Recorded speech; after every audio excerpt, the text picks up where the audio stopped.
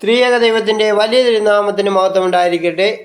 ബഹുമാനപ്പെട്ട അച്ഛൻ, കർത്താവിൽ പ്രിയ മാതാപിതാക്കളെ, സഹോദരി സഹോദരങ്ങളെ, കുഞ്ഞുങ്ങളെ, നമ്മുടെ മലങ്കര സഭ ആചരിക്കുന്ന പെരുന്നാളുകളിൽ ഒന്നാണ് വിശുദ്ധ ദൈവമാതാവിൻ്റെ വാങ്ങിപ്പ് പെരുന്നാൾ. ലൂക്കോസിൻ്റെ സുവിശേഷം 11-ാം അധ്യായം 27-ഉം 28-ഉം വാക്യങ്ങളിൽ പുരുഷാരത്തിൽ ഒരു സ്ത്രീ ഉറക്കെ വിളിച്ചു പറയുന്നു, നിന്നെ ചുമന്ന ഉദരവും നീ കുടിച്ച മുലകളും ഭാഗ്യമുള്ളവ എന്ന്. അതിന് യേശു ഉത്തരം പറഞ്ഞത്, അല്ല, ദൈവത്തിൻ്റെ വചനം കേട്ട് പ്രമാണിക്കുന്നവർ അത്രേ ഭാഗ്യവാന്മാർ. ഇവിടെ മാതാവിൻ്റെ ഭാഗ്യാവസ്ഥ ഉയർത്തിക്കാട്ടുകയാണ്.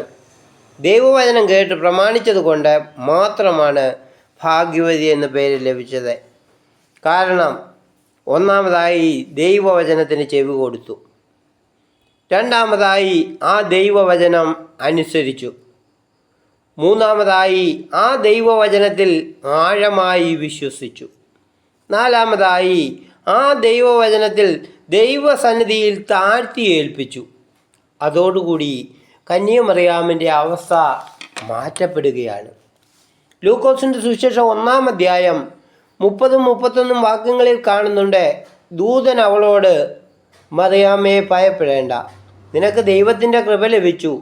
നീ ഗർഭം ധരിച്ചൊരു മകനെ പ്രസവിക്കും, അവനെ യേശു എന്ന് പേർ വിളിക്കണം. ദൈവം ഗബ്രിയേൽ ദൂതനെ നസറേത്ത് എന്ന പട്ടണത്തിൽ ജോസഫിന് വിവാഹം നിശ്ചയിച്ചിരിക്കുന്ന കന്യകയുടെ അടുക്കൽ അയച്ചു. ദൂതൻ അവളോട് പറഞ്ഞു, ഭയപ്പെടേണ്ട, നിനക്ക് ദൈവത്തിൻ്റെ കൃപ ലഭിച്ചു. നീ ഗർഭം ധരിച്ചൊരു മകനെ പ്രസവിക്കും, അവന് യേശു എന്ന് പേർ വിളിക്കണം. ദൂതൻ മറിയാമിനോട് പറഞ്ഞത് ഭയപ്പെടേണ്ട എന്നാണ്. നിനക്ക് ദൈവത്തിൻ്റെ കൃപ ലഭിച്ചു. ദൈവത്തിൻ്റെ കൃപ ലഭിക്കുന്ന ഓരോ വ്യക്തിയും ഭയപ്പെടേണ്ട ആവശ്യമില്ല. കാരണം ആ വ്യക്തിയോടുകൂടെ ദൈവകൃപയുണ്ട്, ദൈവിക സാന്നിധ്യമുണ്ട്, ദൈവസന്നിധിയിൽ നിന്നുള്ള രക്ഷയുടെ ഉറവിടമുണ്ട്. അതോടുകൂടി ആ വ്യക്തിയുടെ ജീവിതം അനുഗ്രഹിക്കപ്പെടുകയാണ്. ദൈവകൃപ ലഭിച്ചതോടുകൂടി ജീവിതം തന്നോടുകൂടെ എല്ലാ കാര്യത്തിനും ദൈവം ഉണ്ടെന്നുള്ള പൂർണ്ണമായ വിശ്വാസം കന്യകമറിയാമിനുണ്ടായിരുന്നു.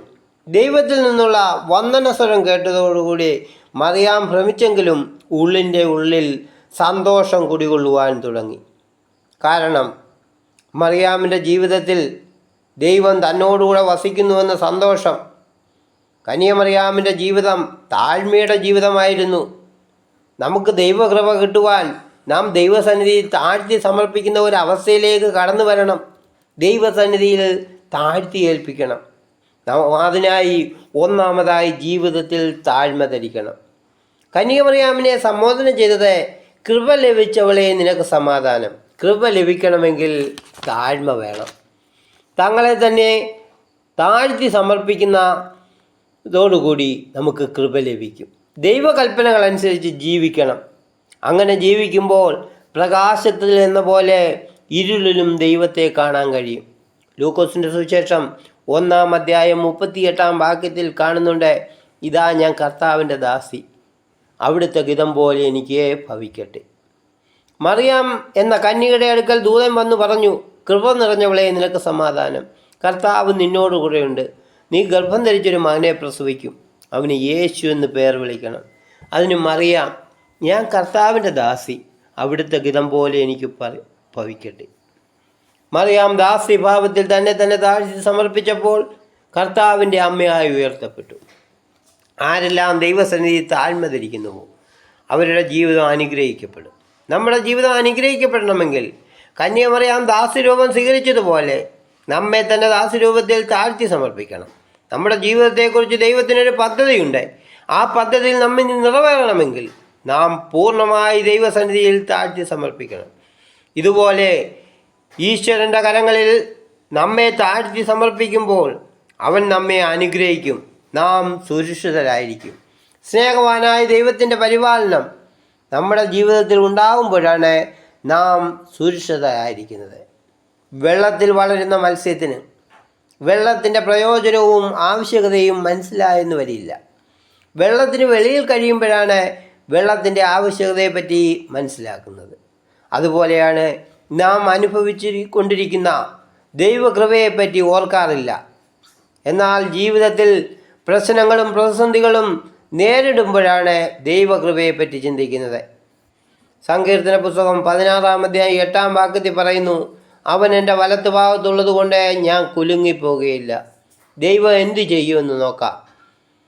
ദൈവം എന്നോടൊപ്പം എൻ്റെ വലത്ത് ഭാഗത്തുള്ളത് കൊണ്ട് രോഗം, ദുഃഖം, പ്രയാസം എന്നീ പ്രതിസന്ധി വന്നാലും ഞാൻ കുലുങ്ങിപ്പോകാൻ അവൻ അനുവദിക്കുകയില്ല. കാരണം ഈ ലോകത്തിൻ്റെ മൊത്തം ഉടയവനാണ് എന്നോടൊപ്പം ഉള്ളത്. സങ്കീർത്തന പുസ്തകം 16-ാം അധ്യായം 11-ാം വാക്യത്തിൽ കാണുന്നുണ്ട്, ജീവൻ്റെ വഴി അവൻ എനിക്ക് കാണിച്ചു തരും. കന്യക താഴ്ത്തി സമർപ്പിക്കുമ്പോൾ ദൈവപുത്രൻ്റെ അമ്മ എന്ന പേരിന് യോഗ്യത ലഭിച്ചു. അതുപോലെ നാം ഓരോരുത്തരും ദൈവസന്നിധിയിൽ താഴ്മ ധരിച്ച് ജീവിക്കണം. അവൻ്റെ വചനം അനുസരിച്ച് ജീവിക്കണം. അവൻ്റെ വചനത്തിന് ചെവി കൊടുക്കണം. അത് എൻ്റെ ജീവിതത്തിലെ ഒരു ധന്യതയായി കണക്കുകൂട്ടി മുന്നോട്ട് കൊണ്ടുപോകണം.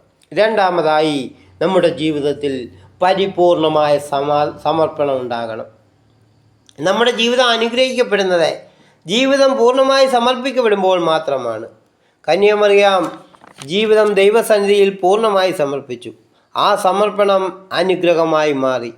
കന്യാമറിയാം ഒരു പിതാവ് തൻ്റെ കുഞ്ഞിനോട് പറയുന്നത് കേട്ട് ആ കുഞ്ഞ് അനുസരിച്ച് ജീവിക്കുന്നത് പോലെ പിതാവാം ദൈവത്തിൻ്റെ അടുക്കൽ നിന്ന് വന്ന ദൂതൻ പറയുന്നത് കേട്ട് ആ ദൈവീയ ശബ്ദത്തിന് ചെവി കൊടുത്ത് അത് അനുസരിച്ച് ജീവിച്ചപ്പോൾ ഒരിക്കലും ഒരു ഭാഗത്തു നിന്നും കിട്ടാത്ത യോഗ്യത കിട്ടി, മാന്യത കിട്ടി, ജീവിതം അനുഗ്രഹിക്കപ്പെട്ടു, ജീവിതം ഉയർത്തപ്പെട്ടു.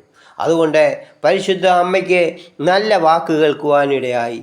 ദൈവത്തിൽ നിന്നും ഗബ്രിയേൽ ദൂതനിൽ നിന്നും കിട്ടിയതായ വാക്ക്, കൃപ നിറഞ്ഞവളെ നിനക്ക് സമാധാനം. ദൈവത്തിൻ്റെ കൃപ നിറയുവാൻ ഇടയായി. സ്വന്തം മകനിൽ നിന്നും കിട്ടിയ വാക്ക്, എൻ്റെ പിതാവിൻ്റെ ഇഷ്ടം ചെയ്യുന്നവരാണ് എൻ്റെ അമ്മയും സഹോദരന്മാരും.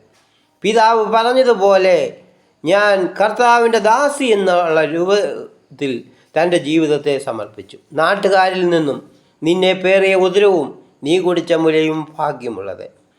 ദൈവത്തിൽ നിന്നുള്ള വന്ദനം ലൂക്കോസിൻ്റെ സുവിശേഷം 1-ാം അധ്യായം 26 മുതൽ 32 വരെയുള്ള വാക്യങ്ങളിൽ കാണുന്നുണ്ട്.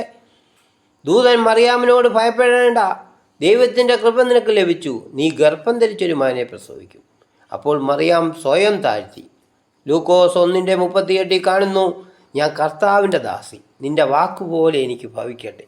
മറിയാം സ്വയം താഴ്ത്തി സമർപ്പിച്ചപ്പോൾ ദൈവിക വന്ദനം ലഭിച്ചു.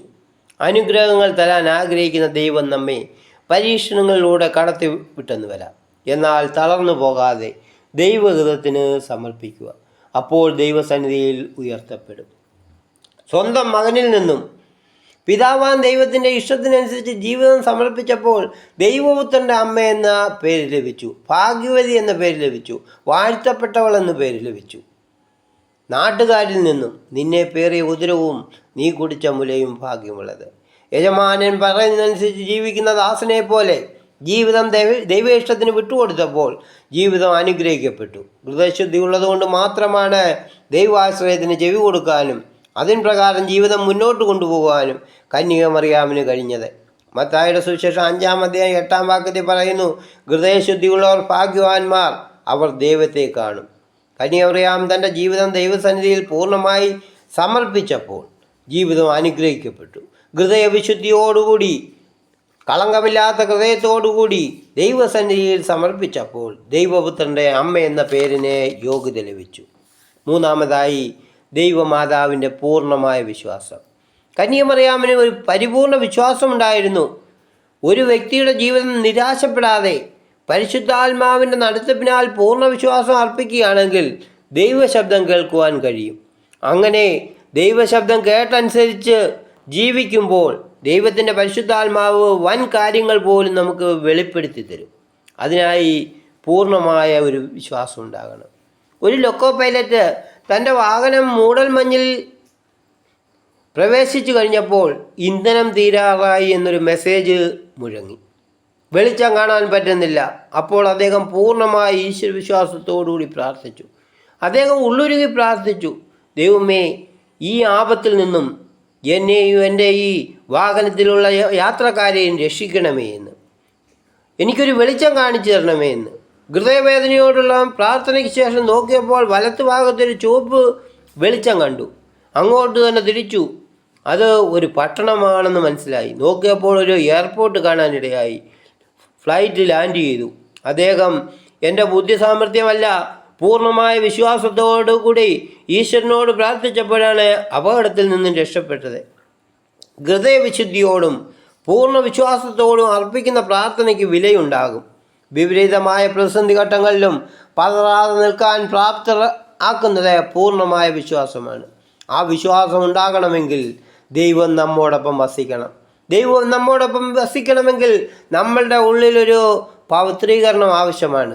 അതിനായി നമ്മുടെ ഉള്ളിൽ അടിഞ്ഞു കിടക്കുന്ന പക, വൈരാഗ്യം, അസൂയ, ദേഷ്യഭാവങ്ങളെല്ലാം അകറ്റി സ്നേഹത്തിൻ്റെയും സാഹോദര്യത്തിൻ്റെയും ചിന്തകൾ കുടിയിരുത്തണം. അമ്മയുടെ പൂർണ്ണമായ വിശ്വാസമാണ് ക്രിസ്തുവിനെ പിതാവിൻ്റെ ഇഷ്ടത്തിനെ പ്രേരിപ്പിച്ചത്. സാധാരണയായി മാതാപിതാക്കൾ മക്കൾക്ക് വേണ്ടി കരഞ്ഞു പ്രാർത്ഥിക്കുന്നവരാണ്. എന്നാൽ ആ കരച്ചിലിൽ അഹങ്കാരമില്ലാതാകണം, കാപട്യമില്ലാത്തതാകണം.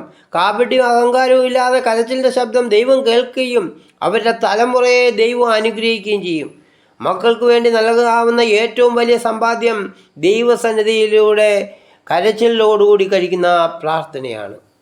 കന്യകമറിയാം പൂർണ്ണമായി വിശ്വസിച്ചപ്പോൾ ദൈവത്തിൻ്റെ കൃപ ലഭിച്ചു. കൃപ ദൈവത്തിൻ്റെ ദാനമാണ്. ആ ദാനം നമുക്ക് കിട്ടണമെങ്കിൽ വചനം നമ്മുടെ ഉള്ളിൽ വസിക്കണം, വചനം കേൾക്കണം, അത് അനുസരിക്കണം, അത് ജീവിത പ്രാബല്യത്തിൽ കൊണ്ടുവരണം.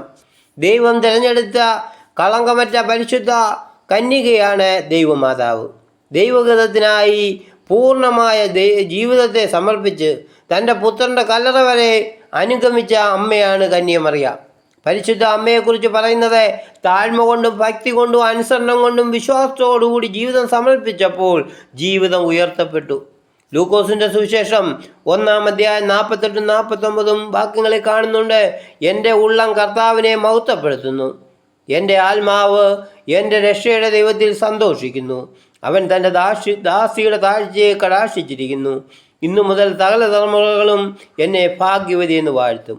ശക്തനായവൻ എനിക്ക് വലിയവ ചെയ്തിരിക്കുന്നു, അവൻ്റെ നാമം പരിശുദ്ധം തന്നെ. ഞാൻ കർത്താവിൽ സ്തുതിക്കും. ഞാൻ കർത്താവിനെ സ്തുതിച്ചുകൊണ്ട് അവൻ തൻ്റെ ദാസിയുടെ താഴ്മയെ കടാക്ഷിച്ചിരിക്കുന്നു. ദൈവമായ യഹോവൻ എനിക്ക് വലിയവ ചെയ്തിരിക്കുന്നു. യഹോവയുടെ വചനമനുസരിച്ച് താഴ്മയോടും ഭയഭക്തിയോടും കൂടെ ജീവിച്ചപ്പോൾ ദൈവമാതാവിൻ്റെ ജീവിതം അനുഗ്രഹിക്കപ്പെട്ടു. നാം ഓരോരുത്തരും ദൈവിക വചനം കേൾക്കാൻ ഒരുങ്ങി വരുമ്പോൾ ഒന്നാമതായി ജീവിതത്തിൽ താഴ്മ ധരിക്കണം. ജീവിതം ദൈവസന്നിധിയിൽ പൂർണ്ണമായി സമർപ്പിക്കണം. ജീവിതം ഇവിടെ വെച്ച് അനുഗ്രഹിക്കപ്പെട്ടു എന്ന പൂർണ്ണ വിശ്വാസത്തോടുകൂടെ ഇവിടെ നിന്ന് കടന്നു പോകുമ്പോൾ എൻ്റെ ജീവിതത്തിൽ ഞാൻ ചോദിക്കുന്നതെല്ലാം തരുന്ന ഒരു ദൈവമാണ് എനിക്കുള്ളതെന്നുള്ള ഒരു തീരുമാനപ്രകാരം മുന്നോട്ട് ജീവിതം കൊണ്ടുപോകണം. അതിനായി ദൈവമായ കർത്താവ് നമ്മളെ ഇടയാക്കട്ടെ എന്ന് പ്രാർത്ഥിച്ചുകൊണ്ട് ഞാൻ എൻ്റെ വാക്കുകളെ ചുരുക്കുന്നു. ദൈവം നമ്മെ അനുഗ്രഹിക്കട്ടെ.